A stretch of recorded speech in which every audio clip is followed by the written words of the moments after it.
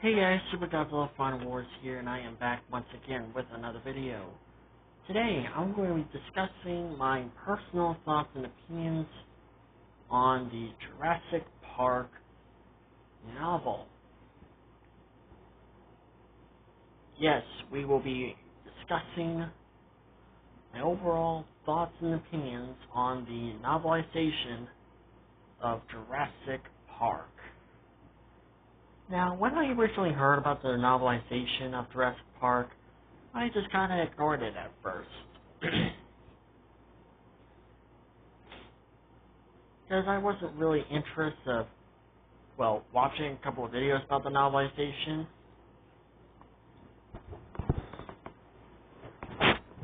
But then, I found this one particular video that caught my attention. And this video was about Alan Grant and the kids escaping from a swimming T-Rex. And I was like, wait, there was a swimming T-Rex in the novelization of Jurassic Park? And so then I was like, okay, now I gotta watch a couple of videos about this, because this seems interesting. And so I watched it, and I realized there was a lot of hidden lore and details and untold scenes about the novelization that were never told or shown in the movie. Only then did I realize that the novelization of Jurassic Park was far more different than the movie. Like, for example, John Hammond, the founder of Jurassic Park, was the bad guy. Well, kind of. Yeah, he was the bad guy in the novelization. He was not the good guy that we thought he was, well, in the movie at least. Because in the movie, he was a good guy. He was a really good man. But in the novel, it's a completely different story. The novelization shows that John Hammond was truly a bad guy. And there was another thing that I noticed about the novelization of Jurassic Park, and that there was two T-Rexes, an adult and a juvenile. And the thing was, the T-Rexes, they were red with black, spots or stripes. They were not the same T-Rexes that, were shown in the movie. They were completely different.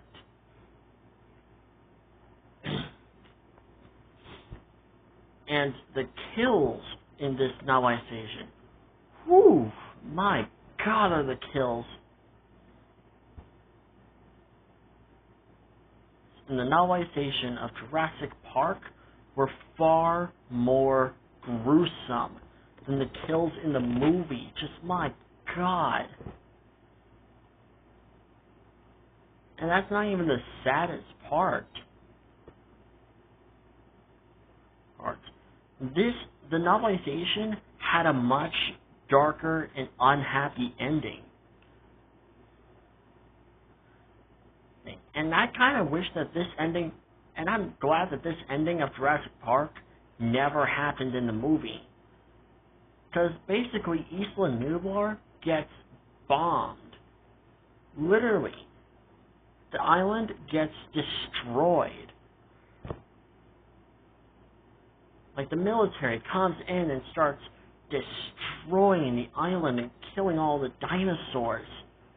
And I was just like, okay, yeah, I'm kind of glad they went with a different direction in the movie. Because if that happened, I would be like, this is the most depressing movie I have ever watched. Because if you gave me a dinosaur movie and it has a very depressing ending, then I'll be like, okay, yeah, this movie's not worth it for me, honestly. Because while the movie was good, it was just not worth it to me, honestly. In the end, it was just a movie that I felt like could have been better with a happy ending, or a somewhat okay ending. this ending was not okay, honestly.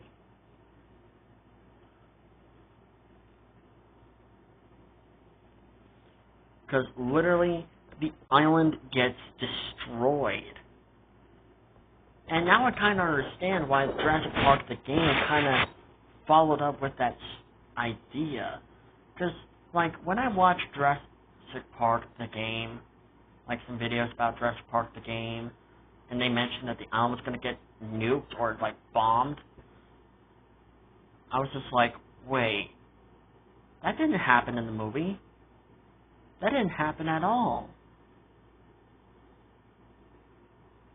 And keep in mind, that was before I found out about the novelization. That was like way, way before. I was like so confused. I was like, that didn't happen in the movie. Yeah, there was no word about any bombing or whatsoever.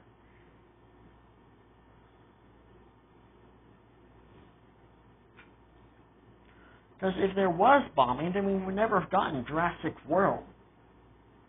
Well, Jurassic World Fallen Kingdom and Jurassic World Dominion. Now, some could argue that we could still possibly get those, even without Isla Nublar, but Isla Nublar was like the main island. It was like the main island that was the head focus of three movies, and literally almost every single,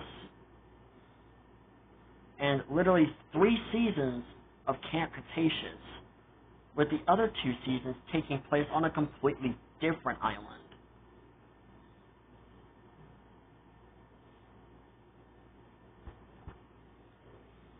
And oh my god, don't even get me started with the frickin' raptors.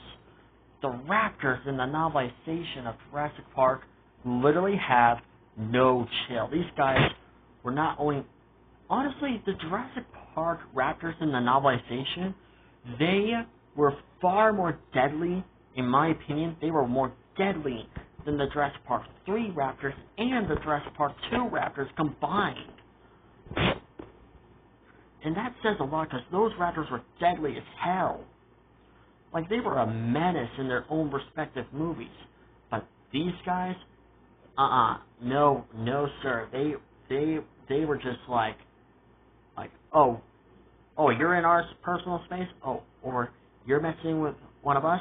Oh yeah, you're gonna be a human mistake for sure. Just, I can understand why fans were talking about how the novelization of Jurassic Park is saying that it was kind of better than the movie, but a lot of people still enjoyed the movie. These are both Jurassic Park and The Lost World. Like, now I can understand why they were saying those things, because while the movies were scary, the novelization actually made you feel like you were in actual danger. Kind of similar to like Godzilla -1, where certain scenes of that movie made you feel like it was an actual monster attack.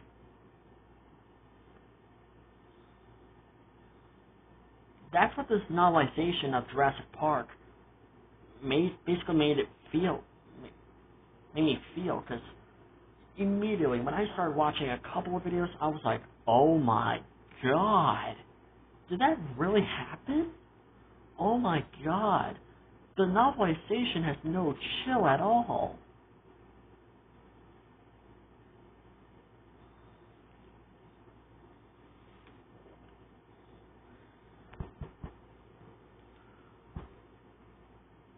Not to mention that the personalities of the dinosaurs were far more different. And I almost forgot, the baby T-Rex, or the juvenile T-Rex. The adult T-Rex doesn't really kill anyone in the entirety of the novelization of Jurassic Park. It literally doesn't kill anyone. One.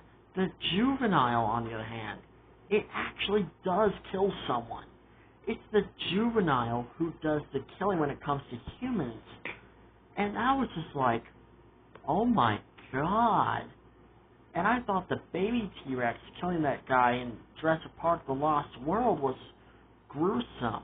This is just something entirely different. And there is a massive difference between both of those kills. The Jurassic Park The Lost World kill, for starters, that guy got killed by a baby T-Rex.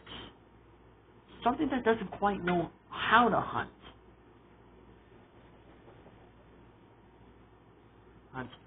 Let alone, it doesn't even know how to kill properly. But the juvenile T-Rex in the novelization, it was flat out playing with one guy. He was playing with him, pushing him around and just snorting, growling, and roaring. He wasn't really trying to kill the guy at first. He was just playing with him. But only when the juvenile gets bored of the guy did he finally decided to kill him. That is just effed up. Like, that was just so effed up. And I thought, literally, like movies like Nightmare on Elm Street or Friday the 13th had no chill when it came to killing. Like, the novelization of Jurassic Park is a completely different story. This novelization has no chill whatsoever.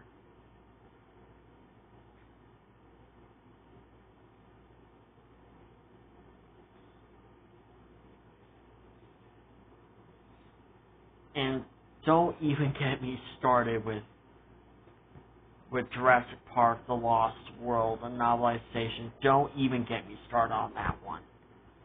Oh god, I don't even feel comfortable on talking about that scene.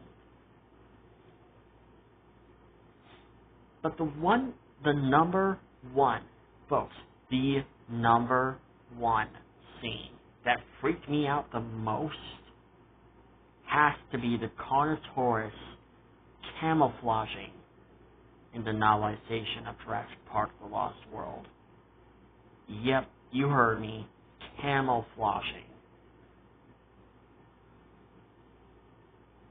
The Carnotaurus in the novelization of Jurassic Park The Lost World, they flat out camouflage. And the way that it was done and executed, it was just so terrifying and so just menacing. And the more I watched those videos, the more I was like, okay, I kind of wish this was a part of the movie. This would have made one hell of an amazing scene.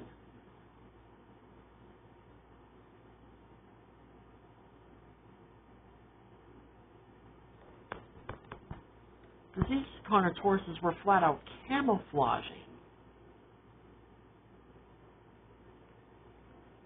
And the way that it was just executed and done, it was just so amazing.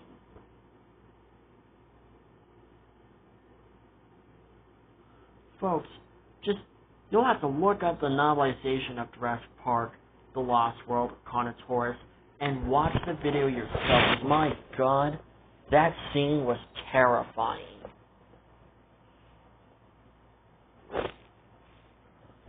I might actually do a reference of that scene alone in one of my future dinosaur stories. Holy crap, that scene was amazing.